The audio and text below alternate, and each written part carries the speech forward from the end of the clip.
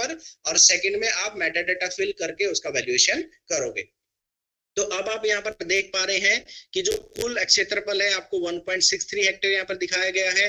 तो यहाँ पर जो यूजर है, सिटीजन यूजर है, उसके पास प्रोविजन है कि वो पूरे खसरे का वैल्यूएशन करना चाह रहा है या उसके किसी पार्ट का वैल्यूएशन करना चाह रहा है। तो मान लीजिए कि वो पूरे खसरे का वैल्यूएशन नहीं करना चाह रहा है, तो इस चेकबॉक्स बटन को क्लिक करेगा। क्लिक करने के पश्चात वो ये बताएगा कि मैं 1.63 हेक्टेयर में से कितने एरिया का वैल्यूएशन करना चाह रहा हूं। मान लीजिए वो 0.25 हेक्टेयर का ही वैल्यूएशन करके देखना चाह रहा है। फिर देन फर्दर नेक्स्ट यहाँ पर एक जो सिटीजन या सेवा प्रदाता की साइड से पूछा जाता है कि जो मेरी प्रॉपर्टी है उसका रिकॉर्ड कस्टोडियन से एज ए एग्रीकल्चर लैंड आता है, लेकिन उसका वैल्यूएशन मुझे एज ए प्लॉट करना है। अगर आपको एग्रीकल्चर का वैल्यूएशन एज ए कृषि प्लॉट करना है तो आप इस चेकबॉक्स बटन पर क्लिक करेंगे और देन फिर आपको सिस्टम ऑप्शन देगा कि आप इस प्रॉपर्टी का वैल्यूएशन एज ए आप प्लॉट कर सकते हैं। तो यहाँ पर आपको एक चेकबॉक्स दिया गया है कि क्या कृषि भूमि को प्लॉट के रूप में बेचा जा रहा है, मींस आप इसका वैल्यूएशन जो है एज ए प्लॉट के माध्यम से करना चाह रहे हैं। दूसरा एक क्वेश्चन आता है कि जो मेरी एग्रीकल्चर लैंड है उसका वैल्यूएशन में एज ए मतलब बिल्डिंग, क्योंकि उस पर कंस्ट्रक्शन हुआ है, उसके माध्यम से करना चाह रहा हूं, तो उसका ऑप्शन भी आपको यहाँ पर दिया गया है। आप यहाँ पर लास्ट में एक यहाँ पर देख पा रहे होंगे कि क्या कृषि भूमि पर कोई निर्माण हुआ है। तो इस चेकबॉक्स पे क्लिक करके आप इस कृषि भूमि का वैल्यूएशन एज ए आपका बिल्डिंग या बिल्डिंग के माध्यम से आप इसका वैल्यूएशन कर सकते हैं। तो अभी के लिए हम इसमें एज ए एग्रीकल्चर लैंड के वैल्यूएशन के साथ ही कंटिन्यू करेंगे। सबसे पहले मैंने ट्रांजैक्टिंग एरिया, जिस पार्शियल एरिया का मैं वैल्यूएशन करना चाह रहा हूं, उसकी यहाँ पर डिटेल एंटर की। एंटर करने के पश्चात मैं उसका जो उप प्रकार की उसका जो सब यूज टाइप क्या है, कि क्या वो एक सिंचित खसरा है या जो लैंड है, या वो असिंचित है। मान लीजिए कि ये जो मेरी प्रॉपर्टी है असिंचित है, तो मैंने यहाँ पर असिंचित में उसके एरिया की डिटेल को एंटर किया।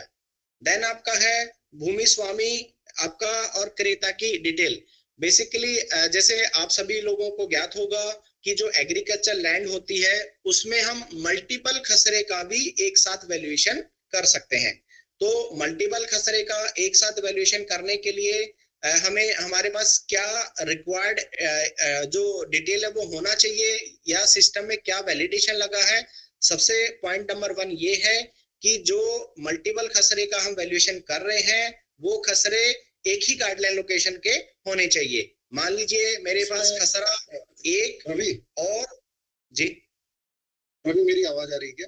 सॉरी जी सर जी। मैं इसमें एक बात और क्लैरिफाई करना चाहता हूँ कि यदि एग्रीकल्चर लैंड के केस में जो सेलर है या भूमि स्वामी का नाम एक्स आ रहा है, तो यहाँ पे एक्स के हिसाब से आपको रजिस्ट्री तैयार करनी पड़ेगी और उसी का ये ध्यान रखना पड़ेगा।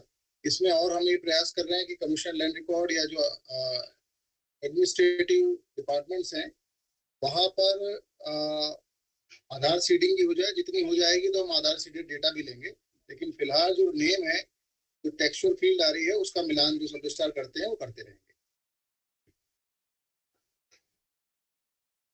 चलिए आगे बढ़िए जी। थैंक यू जी। मैं इसको कंटिन्यू करता हूं कि जैसे कि मैं आपको बता रहा था कि जो आपका एग्रीकल्चर लैंड के जो खसरे हैं, हम मल्टीपल खसरे का वैल्यूएशन भी एक साथ कर सकते हैं। उसके लिए आपके पास जो रिक्वायर्ड इंफॉर्मेशन होनी चाहिए या जो वैलिडेशन सिस्टम में लगा है या सिस्टम जिसको चेक करता है कि जो आपके खसरे हैं वो दोनों खसरे सेम गाइडलाइन लोकेशन के होने चाहिए। मान लीजिए कि ये जो मेरी गाइडलाइन लोकेशन बिट्टू आई है, अगर मेरा एक और खसरा इसी गाइडलाइन लोकेशन में है तो मैं उसका वैल्यूएशन एक साथ कर सकता हूं, बट सिस्टम उसके साथ और भी कुछ जो कंडीशंस हैं उनको चेक करता है। पहली कंडीशन ये है कि दोनों खसरे का गाइडलाइन लोकेशन सेम होना चाहिए। दूसरी कंडीशन है कि या तो जो खसरे हैं जिनका मुझे एक साथ वैल्यूएशन करना है उनकी जो लेयर है एक दूसरे से टच हो, वो उनकी जो लेयर है वो एडजेसेंट लेयर हो, या वो जो दोनों दो खसरे हैं वो किसी एक ही पर्सन के हो, उनका जो ओनर है वो एक ही हो, या उनके जो ओनर्स हैं वो को ओनर हों, कि मान लीजिए खसरा 1 और खसरा 2 है, दोनों में जो ओनर है वो दोनों को ओनर होने चाहिए, या वो जो 2 खसरे हैं वो किसी एक फैमिली के हों, राइट। तो इस अगर ये कंडीशंस आपकी ट्रू होती है इनमें से, जैसे कंडीशन नंबर 1 आपकी गाइडलाइन लोकेशन सेम होनी चाहिए, कंडीशन नंबर 2 में मैंने आपको 4 ऑप्शन बताए हैं, 4 में से कोई आपका एक ट्रू होना चाहिए। या तो आपका जो खसरे की लेयर है वो एडजेसेंट हो, या जो उसके ओनर है वो या तो सेल्फ ओनर है, या उसके जो मगर मोर देन वन ओनर है तो कॉर्नर होने चाहिए, या आपके जो खसरे हैं वो किसी एक ही फैमिली के होने चाहिए, तो आप मल्टीपल खसरे का एक साथ वैल्यूएशन कर सकते हैं। तो हम इसमें आगे बढ़ते हैं। इसके पश्चात है आपका उपबंध। उपबंध में अगर आपने जो खसरा आइडेंटिफाई किया है, अगर उस पर कोई भी उपबंध आपका एप्लीकेबल है, लग रहा है, मान लीजिए कि ये प्रॉपर्टी आपकी मान लीजिए राष्ट्रीय मार्ग पर है, या राष्ट्रीय मुख्य जिला मार्ग पर है, या आपका कृषि भूमि राज्य मार्ग पर है, तो जिस भी टाइप का आपका यहाँ पर उपबंध एप्लीकेबल होगा उसको आप यहाँ से चेक करेंगे। ये आपको पता है कि अगर आपका राष्ट्रीय राज्य मार्ग पर भूमि है तो आपका वैल्यूएशन 100% इंक्रीज हो जाता है, अगर स्टेट पे है तो 50% है, अगर नॉर्मल आपका रोड है तो 20% इंक्रीज होके दिखता है। तो ये डिटेल आपको पूरी जिस टाइम पर इसका वैल्यूएशन होके आएगा उसमें आपको दिखाई जाएगी कि कैसे वैल्यूएशन आपकी होके दिखती है। तो अभी के लिए मैं ये चेक कर लेता हूं कि ये जो भूमि है ये मेरी भूमि राज्य मार्ग या उसके बाईपास पर स्थित है। तो इसके पश्चात मैं बाजार मूल्य दिखाए बटन पर क्लिक करूंगा। इस बटन पर मैंने क्लिक किया। जैसे इस बटन पर क्लिक किया तो आपके सामने एक पॉपअप स्क्रीन आ गई है। इस पॉपअप स्क्रीन में आप देख पाएंगे कि जो खसरा नंबर क्या है, जिस खसरे को हमने आइडेंटिफाई किया था, इसका संपदा संपत्ति मूल्यांकन आईडी। ये आपकी आईडी हर बार यूनिक आईडी जनरेट होगी। जितनी बार भी आप किसी भी प्रॉपर्टी का वैल्यूएशन करेंगे उतनी बार आपकी ये यूनिक आईडी जनरेट होकर आएगी। अगर आप सेम प्रॉपर्टी का भी मल्टीपल टाइम वैल्यूएशन कर रहे हैं तो आपकी जो संपदा वैल्यूएशन आईडी है वो आपकी यूनिक ही जनरेट होगी, और ये आईडी आपकी ओनली फॉर आपका सेम डे के लिए वैलिड होगी। मान लीजिए आज की डेट है अगस्त 4, अगर मैंने इस आईडी को आज जनरेट किया है तो ये आज रात के 12 बजे तक ही वैलिड रहेगी। इसके पश्चात नेक्स्ट डे ये मेरी इनवैलिड हो जाएगी। इस आईडी को मैं यूज करके फर्दर कैलकुलेशंस या जो डिटेल है उनको फैच नहीं कर सकता। इसके पश्चात आपका संपत्ति का स्थान, जो जिस जगह पे हमने प्रॉपर्टी को आइडेंटिफाई किया गया है उस प्रॉपर्टी के स्थान की डिटेल यहाँ पर दिखाई गई है। देन आपको यहाँ पर दिखाया गया भूमि स्वामी का विवरण। तो यहाँ पर ओनर की डिटेल आपको दिखाई जाएगी। अगर इसमें मल्टीपल खसरे होते तो हर खसरे के सामने आपको दिखाया जाता कि आपका किस खसरे में उसका भूमि स्वामी कौन है। फिर आपका संपत्ति का ब्यौरा, कि यहाँ पर ये वो डिटेल है जो मेटा डेटा, जो डिटेल हमने प्रीवियस वाली स्क्रीन पर फिल की थी, जहां पर हमने देखा था कि किस टाइप की प्रॉपर्टी है, उसका टोटल एरिया कितना है, ट्रांजेक्टिंग एरिया हमने कितना एंटर किया है, तो वो डिटेल आपकी पूरी यहाँ पर आपको दिखाई देगी। जो भी डेटा हम आप वहां पर एंटर करते हैं उस डेटा को यहाँ पर दिखाया जाता है कि टोटल एरिया आपका कितना है, ट्रांजेक्टिव कितना है, आपका सिंचित है कि असिंचित है, आपका भूमि पे कोई निर्माण हुआ है कि नहीं हुआ है, तो पूरी डिटेल आपको संपत्ति ब्यौरा में दिखाई जाएगी। फिर आपका क्रेता एंड विक्रेता का विवरण, ये जैसे कि मैंने आपको बताया अगर मल्टीपल खसरे होते तो सिस्टम ऑटोमेटिकली फैच करके लेके आता कि ये जो खसरे हैं इसमें ओनर्स कितने हैं, एक ही ओनर है, मल्टीपल ओनर है, तो उनकी डिटेल आपको यहाँ पर दिखाई देगी। उसके पश्चात आपका संपत्ति के मूल्यांकन, तो यहाँ पर आपको वो प्रॉपर्टी की दर, जिस प्रॉपर्टी को हमने आइडेंटिफाई किया है उसमें आपका सिंचित के रेट क्या है, तो यहाँ पर आपको डिस्प्ले होगी उसके रेट, क्योंकि हमने वहां पर एक सब क्लोज को सिलेक्ट कर दिया था कि ये जो भूमि है ये राज्य मार्ग पर है, इसलिए इसका 50% इंक्रीज हो गया है। तो दो आपका अंतिम जो फाइनल आपका संपत्ति का मूल्यांकन है वो आपको यहाँ पर दिखाई देगा। तो ये आपका टोटल 2,78,100 रुपए आपका टोटल वैल्यूएशन आया है इस प्रॉपर्टी का, जिसको हमने आइडेंटिफाई किया था। तो ये एक प्रोसेस है, इसके माध्यम से आप किसी भी एग्रीकल्चर लैंड का विद वन खसरा या मोर देन वन खसरा के साथ आप इस प्रॉपर्टी का वैल्यूएशन निकाल सकते हैं। नीचे में आपको 3 बटन दिए गए हैं, बंद करें, प्रिंट करें और जारी करें। बंद करें बटन पर अगर आप क्लिक करते हैं तो ये आपकी जो स्क्रीन है ये रिसेट हो जाएगी, सिस्टम आपको अलाउ करेगा, आप फर्दर किसी दूसरी प्रॉपर्टी का वैल्यूएशन कर सकते हैं। प्रिंट करे बटन पर आप क्लिक करके आप इस पूरी डिटेल को प्रिंट कर कर रख सकते हैं। मैं अगेन यहाँ पर आपको बताना चाहूंगा कि ये जो प्रॉपर्टी वैल्यूएशन आईडी है ये सिर्फ 12 घंटे तक ही, मतलब 12 घंटे या आपका जो करंट डेट है उसके लिए ही वैलिड रहेगी। फिर है आपका जारी करे। जारी करे बटन पर अगर आप क्लिक करते हैं तो इस क्लिक पर सिस्टम आपको अलाउ करता है कि सेम प्रॉपर्टी का आप दोबारा से वैल्यूएशन कर सकते हैं। कैसे? मान लीजिए कि मैं प्रॉपर्टी को आइडेंटिफाई कर चुका हूं, मैं कुछ वैल्यू जो मेटा डेटा है, total area, transacting area, property का यूज टाइप या उस पे उपबंध मैंने सब अप्लाई करके प्रॉपर्टी का वैल्यूएशन कर लिया था। लेकिन जिस टाइम पे वैल्यूएशन होके आया, मैंने यहाँ पर डिटेल देखी और देखा कि मुझसे कुछ गलती हो गई। मान लीजिए कि मैंने जो उपबंध अप्लाई किया वो सही उपबंध अप्लाई नहीं किया, तो अभी मुझे सिर्फ उपबंध को चेंज करके इसका दोबारा से वैल्यूएशन करना है। तो जैसे मैं जारी रखे बटन पर क्लिक करूंगा तो आप यहाँ पे देख पाएंगे कि जो मेरी जो स्क्रीन है वो रिसेट नहीं हुई है। ऑलरेडी जो प्रॉपर्टी हमने आइडेंटिफाई की थी वो अभी भी आइडेंटिफाई हुई है। जो मेटा डेटा हमने फिल किया था वो पूरा डेटा एडिट यहाँ पर फिल होकर आपको दिख रहा है। तो जैसे कि मैंने आपको बताया, मान लीजिए कि ये उपबंध मुझे अप्लाई नहीं करना था, ये मेरे से गलती से अप्लाई हो गया था, तो मैंने उसको यहाँ पर अनचेक किया।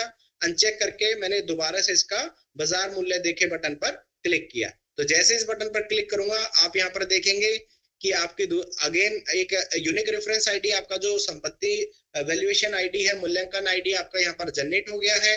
उसके पश्चात फर्दर हम नीचे जाके देखेंगे तो अब आप यहाँ पर देख पा रहे हैं कि जो संपत्ति के मूल्यांकन की डिटेल है, यहाँ पर आपको जो उपबंध है वो दिखाई नहीं दे रहा है क्योंकि हमने उपबंध को अनचेक कर दिया। तो यहाँ पर इस प्रॉपर्टी पे जो एप्लीकेबल मतलब इस पे दर लगनी थी उसको कैलकुलेट करके आपको यहाँ पर इसका वैल्यूएशन दिखाया गया है। तो ये एक प्रोसेस है जिसके माध्यम से आप किसी भी एग्रीकल्चर प्रॉपर्टी का वैल्यूएशन निकाल सकते हैं। मैं बंद करे बटन पर क्लिक किया। जैसे मैंने क्लिक किया आप यहाँ पर देख पाएंगे कि मेरी जो स्क्रीन है वो रिसेट हो गई है। अब मैं फर्दर किसी भी दूसरे टाइप की प्रॉपर्टी का वैल्यूएशन यहाँ पर निकाल सकता हूँ। मान लीजिए मेरे पास एक म्युनिसिपल प्रॉपर्टी आईडी है, मैं उसको एंटर करूंगा। एंटर करने के पश्चात मैं उसका वैल्यूएशन निकालूंगा। मैंने यहाँ पर एक आईडी को एंटर किया।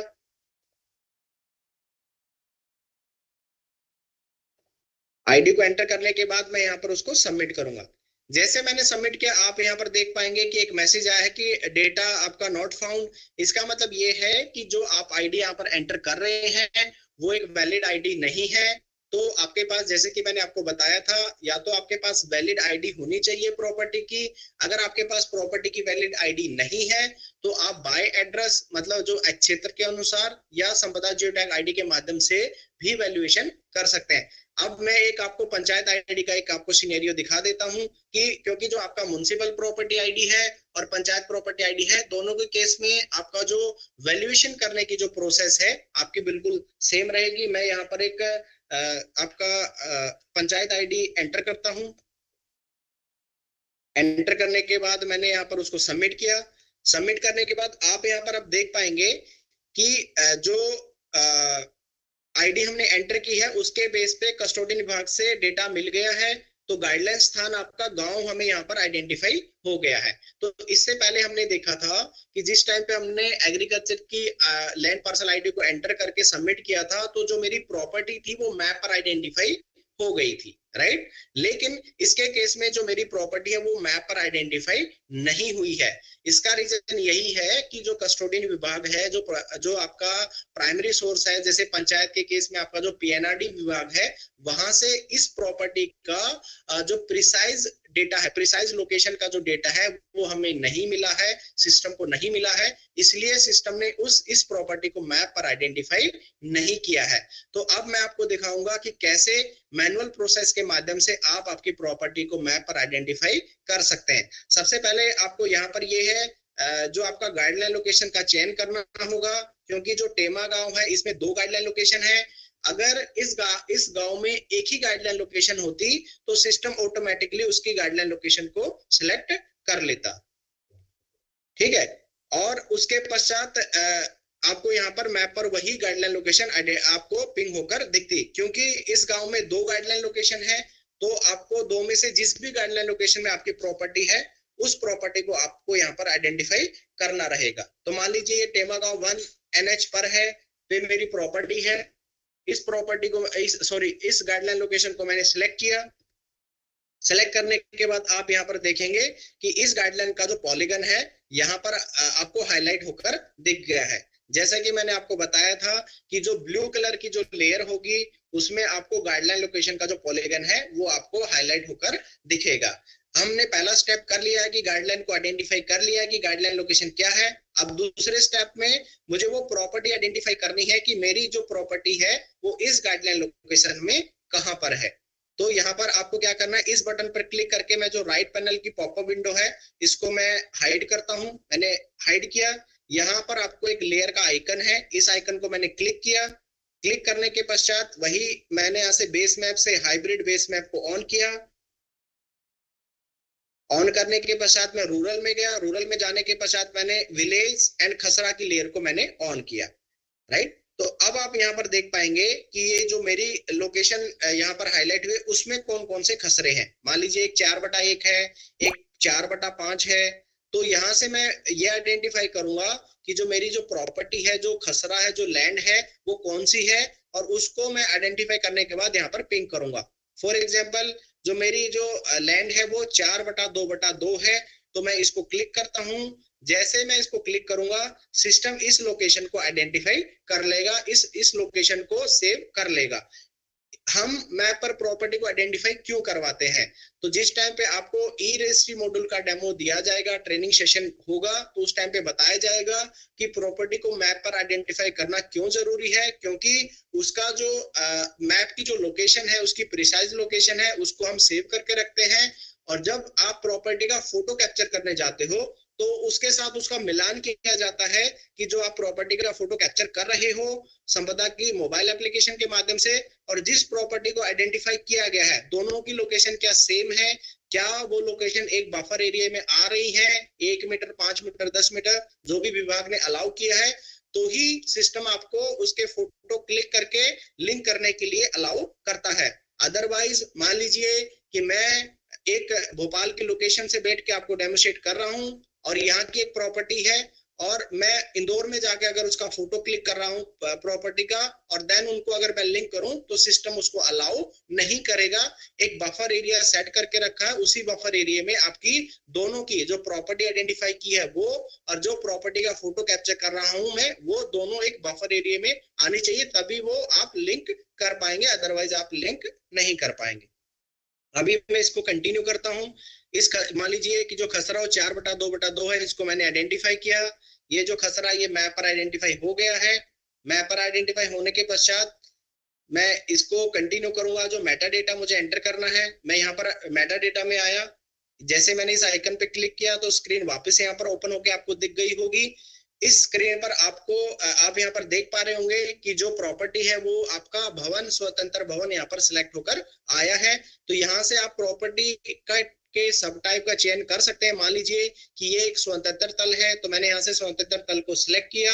सिलेक्ट करने के पश्चात मैं उसका एरिया यहाँ पर एंटर कर सकता हूँ। अगर ये स्वतंत्र तल नहीं है तो जिस भी टाइप की आपकी प्रॉपर्टी है उसका सब टाइप है वो आप यहाँ पर सिलेक्ट करेंगे। मान लीजिए कि ये स्वतंत्र भवन है, मैंने यहाँ पर उसकी डिटेल एंटर की। ये वर्क फिट में है, उसके उपयोग के प्रकार को मैंने यहाँ पर एंटर किया। एंटर करने के बाद जो तल का प्रकार है उसको मैंने सिलेक्ट किया। मान लीजिए तल मंजिल 1 है, इसको मैंने यहाँ पर एरिया एंटर किया। एरिया एंटर करने के बाद मैंने यहाँ पे किस वर्ष में इसका निर्माण हुआ उसको मैंने सिलेक्ट किया। सिलेक्ट करने के बाद अगर इस पे कोई भी उपबंध अगर आपका एप्लीकेबल है तो मैं उस उपबंध को यहाँ से सिलेक्ट करूंगा। अगर कोई उपबंध आपका एप्लीकेबल नहीं है तो मैं उसको यहाँ से सिलेक्ट नहीं करूंगा, और उसके बाद बाजार मूल्य दिखाए बटन पर क्लिक करूंगा। जैसे आप इस बटन पर क्लिक करेंगे तो सिस्टम आपको इस की वैल्यूएशन कैलकुलेट करके आपको दे देगा। तो अब आप यहाँ पर देख पा रहे होंगे कि ये जो संपत्ति है इसकी पूरी डिटेल आपको यहाँ पर दिखाई गई है। संपत्ति का स्थान आ गया, संपत्ति मूल्यांकन आईडी आपको दी गई, संपत्ति का ब्यौरा इसमें दिखेगा। At last of the screen आप यहाँ पर देख पाएंगे कि संपत्ति के मूल्यांकन की डिटेल आपको यहाँ पर दिखाई देगी। राइट। तो ये प्रोसेस है, इसके माध्यम से आप एग्रीकल्चर लैंड एंड म्युनिसिपल या पंचायत प्रॉपर्टी की वैल्यूएशन आप कर सकते हैं। इसको मैं कंटिन्यू करता हूं। अब मैं आपको दिखाता हूं कैसे क्षेत्र के अनुसार आप किसी भी प्रॉपर्टी को सर्च कर सकते हैं। सर्च करने के पश्चात आप उसका वैल्यूएशन कर सकते हैं। तो आपको सबसे पहले क्षेत्र के अनुसार के टैब पर क्लिक करना है। क्लिक करने के पश्चात आपके पास यहाँ पर दो ऑप्शन रहेंगे। पहला ऑप्शन ये है कि आप उस प्रॉपर्टी का जो एड्रेस है उसको एंटर करें। दूसरा ऑप्शन यहाँ पर है कि सर्च बाय गाइडलाइन लोकेशंस। तो मैं आप को सर्च बाय गाइडलाइन लोकेशन पहले आपको एक्सप्लेन कर देता हूं कि जिन सेवा प्रदाता ने जो संपदा वन के सिस्टम को रन किया है, तो उन्हें देखा होगा कि जिस टाइम पे हम वैल्यूएशन करने जाते हैं तो सबसे पहले एक हायरार्की के माध्यम से डिस्ट्रिक्ट के बाद उसका तहसील और देन उसकी फर्दर हायरार्की को हम सिलेक्ट करके गाइडलाइन लोकेशन तक जाते हैं। तो ये आपकी सेम प्रोसेस है। इस प्रोसेस के माध्यम से आप अपनी जो गाइडलाइन लोकेशन है, जिस गाइडलाइन लोकेशन में आपकी प्रॉपर्टी है, उस गाइडलाइन लोकेशन को आप सिलेक्ट कर सकते हैं। ये सेम आपके संपदा वन जैसी प्रोसेस है। सबसे पहले मैंने यहाँ से जिला का चयन किया, उसके बाद उप पंजीयन की भी किस पंजीयन कार्यालय में मेरी प्रॉपर्टी है उसको मैंने यहाँ से सिलेक्ट किया। सिलेक्ट करने के बाद उसका एरिया टाइप क्या है, मान लीजिए शहरी है तो मैंने शहरी को सिलेक्ट किया। शहरी को सिलेक्ट करने के बाद वो किस नगरीय निकाय में, उसका मैंने यहाँ से चयन किया। चयन करने के पश्चात वार्ड का यहाँ से मैंने चयन किया कि मेरी जो प्रॉपर्टी वो किस वार्ड में है। मान लीजिए वार्ड नंबर 10 में है, तो आप यहाँ पर देख पा रहे होगे कि वार्ड नंबर 10 आपका यहाँ पर आइडेंटिफाई होकर मतलब आपका हाईलाइट होकर आ गया है। उसके पश्चात यहाँ से मैंने गाइडलाइन लोकेशन को सिलेक्ट किया। मान लीजिए जो गाइडलाइन लोकेशन वो गोपाल मंदिर है, तो यहाँ पर ये जो आपकी गाइडलाइन है गोपाल मंदिर की आपकी यहाँ पर सिलेक्ट होकर आ गई है। तो सेम ये आपके संपदा वन जैसी प्रोसेस है, जिसमें आप एक ड्रॉप डाउन के माध्यम से आप अपनी जो गाइडलाइन लोकेशन को हायरार्की के माध्यम से सिलेक्ट करते हैं। तो आपके यहाँ पर ये गाइडलाइन लोकेशन आपकी सिलेक्ट होकर आ गई है। अब नेक्स्ट स्टेप में आपको यहाँ पर लेयर को ऑन करना है, क्योंकि लेयर को ऑन करने के बाद ही मैं यहाँ से प्रॉपर्टी को देख पाऊंगा। उसके पश्चात अगर आप यहाँ पर मल्टीपल खसरे मतलब जिस भी टाइप का आप सैटेलाइट ऑन करोगे तो वो आपको दिख जाएगा। उसके बाद फर्दर आप यहाँ से लेयर को ऑन करेंगे। जिस भी टाइप के आप लेयर को ऑन करोगे उसको सिलेक्ट करके आप यहाँ से प्रॉपर्टी को आइडेंटिफाई कर सकते हैं। ये आपके पास एक ऑप्शन है जो आपको एरिया मतलब आप बाय एरिया के माध्यम से भी आप प्रॉपर्टी का वैल्यूएशन कर सकते हैं। अब दूसरा ऑप्शन मैं आपको दिखाता हूँ, संपत्ति का एड्रेस खोजे। उसमें आप कैसे आप कर सकते हैं कि यहाँ पर आप उस प्रॉपर्टी का एड्रेस को एंटर करेंगे। यहाँ पर मान लीजिए कि जिस प्रॉपर्टी को मैं सर्च करना चाह रहा हूँ उस प्रॉपर्टी का एड्रेस मैं यहाँ पर एंटर करूंगा।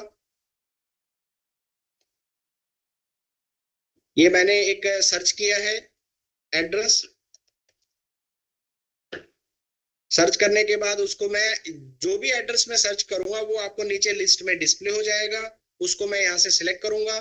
सिलेक्ट करने के पश्चात आप यहाँ देखेंगे कि जिस एड्रेस को मैंने यहाँ से सिलेक्ट किया है वो मेरा मैप में आइडेंटिफाई होकर आ गया है, राइट। तो इस प्रोसेस के माध्यम से आप किसी भी लोकेशन को एड्रेस के माध्यम से यहाँ पर सर्च कर सकते हैं। तो यहाँ पर जो आपका सिटीजन यूजर है उनका एक कंसर्न आता है कि जो एड्रेस मैंने सर्च किया था वो सही एड्रेस नहीं था, एक्यूरेट एड्रेस मुझे नहीं मिल रहा था, तो कैसे मैं मेरी सही प्रॉपर्टी की लोकेशन को आइडेंटिफाई कर सकता हूँ। तो उसके लिए आपके पास क्या प्रोविजन है, यहाँ पर आप गाइडलाइन स्थान को देख सकते हैं कि ये जो करंट गाइडलाइन लोकेशन है वो क्या है। अगर ये आपकी सही गाइडलाइन लोकेशन नहीं है तो जिस गाइडलाइन लोकेशन में आपकी प्रॉपर्टी है उस गाइडलाइन लोकेशन में जाकर आप प्रॉपर्टी को पिंग कर सकते हैं। कैसे आप पिंग कर सकते हैं वो मैं आपको यहाँ पर दिखा देता हूँ कि यहाँ पर लेयर में जाएंगे। लेयर में जाने के बाद मैंने यहाँ से गाइडलाइन की लेयर को ऑन किया। जैसे ही गाइडलाइन की लेयर को मैं यहाँ पर ऑन करूंगा तो सिस्टम में आपको गाइडलाइन की लेयर आपको दिख जाएंगी। यहाँ पे ऑरेंज कलर में आपको वो गाइडलाइन दिख रही है विद देयर नेम। जैसे ये गाइडलाइन लोकेशन है, इस मान लीजिए कि जो प्रॉपर्टी है जिसका एड्रेस मैंने सर्च किया है वो इस गाइडलाइन लोकेशन में है, तो मैं उसको जूम करूंगा। जूम करने के पश्चात फॉर एग्जाम्पल जो मेरी जो प्रॉपर्टी है वो ये प्रॉपर्टी है, इस प्रॉपर्टी को मैंने मैप पर आइडेंटिफाई कर लिया है। यहाँ पर मुझे क्लिक करना है। जैसे ही मैं यहाँ पर क्लिक करूंगा सिस्टम एक पॉपअप मैसेज देता है कि क्या आप अन्य संपत्ति देखना चाहोगे। आपको हाँ बटन पर क्लिक करना रहेगा।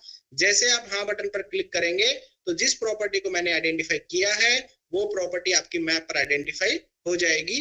अब आप फर्दर मेटा डेटा यहाँ पर एंटर करेंगे। एंटर करने के बाद आप इसका वैल्यूएशन यहाँ से निकालेंगे। मान लीजिए कि ये जो प्रॉपर्टी की है मैंने, ये 150 आपका वर्ग मीटर की है, तो आप इसका एरिया एंटर करोगे। एरिया एंटर करने के बाद जो भी आपकी फर्दर डिटेल है आप उसको एंटर करेंगे। एंटर करने के बाद आप इसका वैल्यूएशन यहाँ से निकाल पाएंगे। ये मैंने एरिया एंटर किया, वर्ष का चयन किया और बाजार मूल्य देखे। जैसे आप मैं इस पे क्लिक करूंगा तो सिस्टम आपको इसकी वैल्यूएशन आपको करके यहाँ पर दे देगा, राइट। तो ये एक प्रोसेस है कैसे आप एड्रेस के माध्यम से आप किसी भी प्रॉपर्टी का वैल्यूएशन कर सकते हैं। अब मैं इसको कंटिन्यू करता हूं। आपको एक लास्ट ऑप्शन है प्रॉपर्टी वैल्यूएशन के मॉड्यूल में कि संपदा जियोटैग आईडी के माध्यम से कैसे मैं किसी भी प्रॉपर्टी का वैल्यूएशन कर सकता हूं। ठीक है, वो मैं आपको दिखाता हूं कि ये देखिए, आपको सबसे पहले संपदा जियोटैग आईडी के टैब पर क्लिक करना है। मैंने आपको ऑलरेडी एक्सप्लेन किया है कि आप कैसे किसी प्रॉपर्टी की संपदा जियोटैग आईडी जनरेट कर सकते हो संपदा की मोबाइल एप्लीकेशन के माध्यम से। मैंने एक यहाँ पर संपदा की जियोटैग आईडी जनरेट करके रखी है। उस संपदा जियोटैग आईडी को मैं यहाँ पर एंटर करता हूँ। उसकी रेफरेंस आईडी को मैं यहाँ पर एंटर कर रहा हूँ। जैसे उस रेफरेंस आईडी को मैं यहाँ पर एंटर करके सबमिट करूंगा तो ये जो आपकी जो प्रॉपर्टी है ये आपकी ये आपकी ऑटोमेटिकली आइडेंटिफाई हो जाएगी। ये कैसे मैप पर आइडेंटिफाई होगी? जिस टाइम पे मैंने इसका फोटो कैप्चर किया था, मैं उस प्रॉपर्टी की लोकेशन पर गया था, वहां पर खड़ा होकर मैंने इस प्रॉपर्टी के 3 एंगल के फोटो कैप्चर किए थे। तो ये एक और आपका मीडियम है। इस प्रोसेस के माध्यम से आप किसी भी प्रॉपर्टी का को आइडेंटिफाई कर सकते हैं और देन आप फर्दर जो भी मेटा डेटा है आप उसको एंटर करेंगे। एंटर करने के पश्चात आप उसका यहाँ से वैल्यूएशन निकाल सकते हैं। मान लीजिए जिस प्रॉपर्टी को मैंने यहाँ पर आइडेंटिफाई किया है उस प्रॉपर्टी का एरिया मान लीजिए 250 वर्ग मीटर है, तो यहाँ से मैं उसका एरिया एंटर करूंगा। अगर ये एक व्यवसायिक है तो उसका 250 मैंने यहाँ से उसका एरिया एंटर किया। एंटर करने के पश्चात यहाँ पर मैंने उसका जिस भी टाइप का उसका मंजिल है उसको मैंने सिलेक्ट किया। देन उसका फर्दर किस टाइप का दुकान है, कार्यालय है, गोदाम है, उसको मैंने यहाँ पर एंटर किया। एंटर करने के बाद सेम अगर कोई उपबंध एप्लीकेबल है तो वो यहाँ से आप सिलेक्ट करेंगे। अगर नहीं है तो डायरेक्ट आप बाजार मूल्य दिखाए बटन पर क्लिक करेंगे और आज सिस्टम आपको इसका वैल्यूएशन करके दिखा देगा। तो ये प्रोसेस है जिसके माध्यम से आप प्रॉपर्टी का वैल्यूएशन कर सकते हैं। तो अभी मैंने आपको डेमोस्ट्रेट किया कैसे एक सिटीजन यूजर यहाँ पर अपनी जो करंट फाइनेंशियल ईयर है या वित्तीय फाइनेंशियल ईयर है उसके रेट को देख सकता है। दूसरा आपको यहाँ पर डेमोस्ट्रेट किया कि कैसे प्रॉपर्टी वैल्यूएशन के मॉड्यूल के माध्यम से किसी भी प्रॉपर्टी का वैल्यूएशन किया जा सकता है। उसके लिए आपके पास मल्टीपल विकल्प है कि आप एग्रीकल्चर लैंड के माध्यम से जाना चाहेंगे या म्युनिसिपल प्रॉपर्टी के माध्यम से जाना चाहेंगे, या आपके पास अगर पंचायत आईडी है तो आप उसको यूज कर सकते हैं। अगर तीनों में से आपके पास कोई नहीं है तो आप बाय एड्रेस या संपदा जियोटैग आईडी के माध्यम से भी जाके अपनी प्रॉपर्टी को आइडेंटिफाई एंड वैल्यूएशन उसका कर सकते हैं।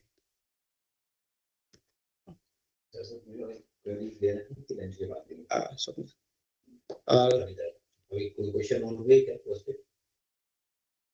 YouTube पे नहीं दिख रहा है मुझे। फ्रेंच का बता ड्यूटी कंटिन्यू करना 5 मिनट ड्यूटी करेंगे जी। ये हमने यहाँ पे प्रॉपर्टी वैल्यूएशन को डन किया है।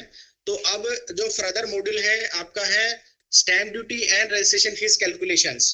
तो ये आपका क्विक मतलब स्मॉल प्रोसेस का मॉड्यूल है। इसके माध्यम से आप किसी भी दस्तावेज पे क्या ड्यूटी एप्लीकेबल होगी उसको आप कैलकुलेट करके देख सकते हैं।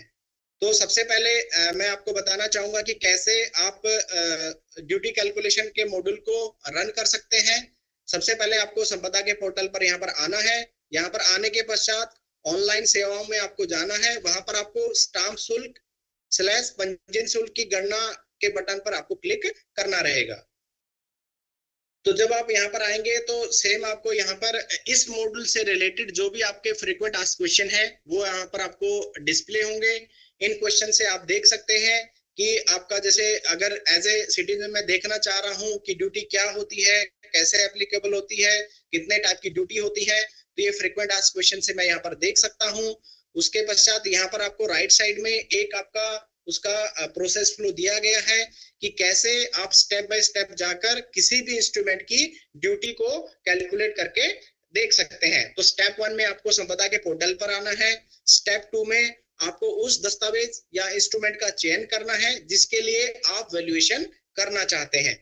स्टेप 3 में आपका जिस दस्तावेज को आपने सिलेक्ट किया है उस दस्तावेज में जो भी रिक्वायर्ड इंफॉर्मेशन है, मान लीजिए कि मैं अगर किसी एग्रीमेंट या किसी सेल परचेज या किसी ट्रांसफर से रिलेटेड दस्तावेज का वैल्यूएशन ड्यूटी कैलकुलेट करके देखना चाह रहा हूं, तो उसके लिए जो भी रिक्वायर्ड फील्ड है उनकी मैं एंट्री करूंगा। उसके पश्चात उसके फर्दर में स्टेप 4 पर मूव करूंगा। तो स्टेप 4 में आपको क्या है कि वहां पर आपको ड्यूटी कैलकुलेशन का एक बटन दिया होगा, उस बटन पर आपको क्लिक करना है। क्लिक करने के पश्चात सिस्टम आपको उस दस्तावेज पे जो भी एप्लीकेबल ड्यूटी है, जो भी आपने एंट्री की है वैल्यूज की, उसके बेस पे उसकी ड्यूटी एंड रजिस्ट्रेशन फीस आपको कैलकुलेट करके दिखाएगा।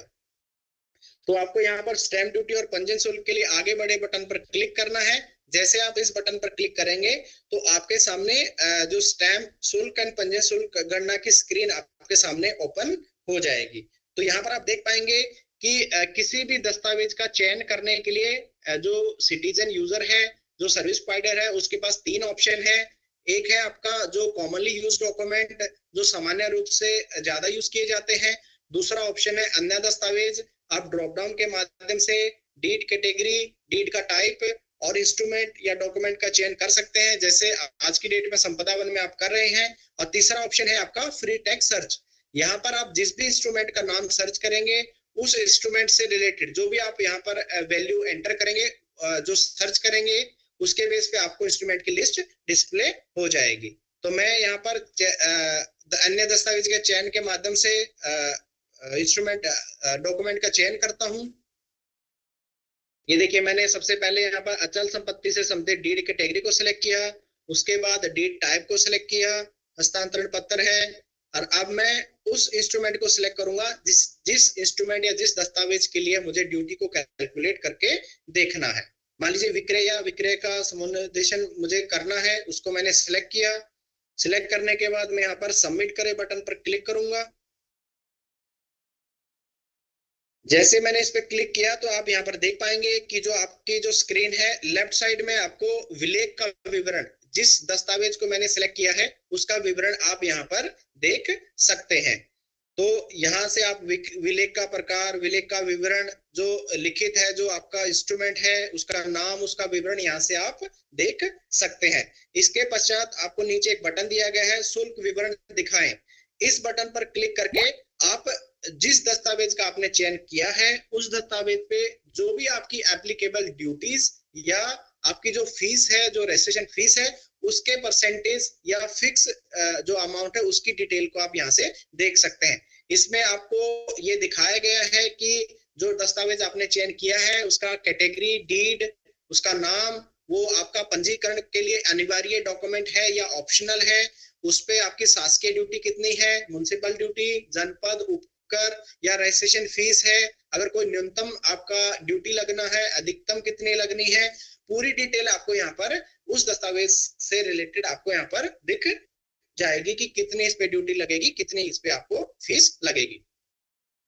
इसके पश्चात आप यहाँ गणना में आते हैं तो हमें वो जरूरी इंफॉर्मेशन, जो रिक्वायर्ड इंफॉर्मेशन है उसको हमें यहाँ पर एंटर करना रहेगा। क्योंकि हमने सेल परचेज का एक डॉक्यूमेंट सिलेक्ट किया है तो हमें यहाँ पर प्रतिफल राशि एंटर करनी रहेगी। मान लीजिए मैंने यहाँ पर 1,25,000 की प्रतिफल राशि एंटर की है, तो सिस्टम आपसे यहाँ पर पूछता है कि क्या सभी खरीदार महिलाएं हैं। जैसे कि सिस्टम में प्रोविजन है कि अगर जो आपका जिस टाइम पे डॉक्यूमेंट रजिस्टर होता है, अगर सभी आपके बायर फीमेल है तो उसमें उसको रजिस्ट्रेशन फीस में छूट मिलती है, तो वो आप यहाँ पर एप्लीकेबल हो जाएगी। तो यहाँ पर आपको चयन करना है कि सभी खरीदार महिला है या नहीं है। उसके पश्चात क्या आपके पास संपत्ति मूल्यांकन आईडी है। तो देखिए कि जिस भी दस्तावेज का आपने चयन किया तो दस्तावेज बेसिकली आपके या तो उसमें प्रॉपर्टी का इन्वॉल्वमेंट होगा या नहीं होगा। अगर प्रॉपर्टी एंड उसके वैल्यूएशन का इन्वॉल्वमेंट है तो आपको उस प्रॉपर्टी का वैल्यूएशन यहाँ पर एंटर करना होगा। वैल्यूएशन को आप कैसे एंटर कर सकते हैं, या तो आपके पास उस प्रॉपर्टी की वैल्यूएशन आईडी हो या डायरेक्ट आप यहाँ से जाके भी उस प्रॉपर्टी को सिलेक्ट करके उसका वैल्यूएशन कर सकते हैं। मान लीजिए कि मेरे पास उस संपत्ति की मूल्यांकन आईडी नहीं है जिसके लिए मैं ड्यूटी कैलकुलेट करके देखना चाह रहा हूं, तो मैं नहीं पे क्लिक करूंगा। जैसे नहीं पे मैं क्लिक करूंगा तो यहाँ पर आपका जो संपत्ति मूल्यांकन का जो मॉड्यूल है, जो स्क्रीन है, वो आपको यहाँ पर दिख जाएगी। जैसे कि मैंने इससे पहले आपको डेमोन्स्ट्रेट किया था कैसे आप इसके माध्यम से किसी भी प्रॉपर्टी का वैल्यूएशन निकाल सकते हैं। तो यहाँ पर मैंने एक प्रॉपर्टी सर्च की है। प्रॉपर्टी को सर्च करने के पश्चात मैं उसका यहाँ से वैल्यूएशन मूल्यांकन यहाँ से निकालूंगा। मान लीजिए कि जो प्रॉपर्टी मेरी आइडेंटिफाई हुई है, मैं यहाँ से उसका वैल्यूएशन यहाँ पे निकाल लेता हूँ क्विकली इसी प्रोसेस के माध्यम से।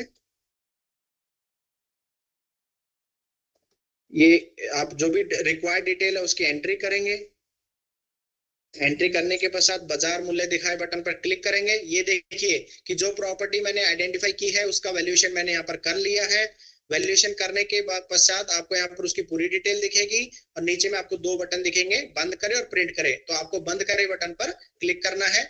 तो जैसे ही बंद करें बटन पर क्लिक किया तो स्क्रीन आपकी वापस जो आपकी ड्यूटी गणना की जो स्क्रीन है वहां पर रिडायरेक्ट हो गई और जो प्रॉपर्टी को आपने आइडेंटिफाई एंड वैल्यूएशन किया है वो आपकी यहाँ पर लिस्ट में ऐड होके संपत्ति विवरण में आपको दिखने लग गई है, राइट। तो यहाँ से आप अगर और संपत्ति जोड़े, अगर आपको और प्रॉपर्टी या संपत्ति इसमें ऐड करनी है तो इस बटन पर आप क्लिक करके उनको ऐड कर सकते हैं। अगर इस संपत्ति के साथ आपको चल संपत्ति, अगर आपको चल और अचल संपत्ति दोनों का वैल्यूएशन एक साथ करना है तो वो भी आप कर सकते हैं। विभाग के इंस्ट्रक्शन के बेस पे कुछ ऐसे इंस्ट्रूमेंट है जिसमें अचल एंड चल संपत्ति का एक साथ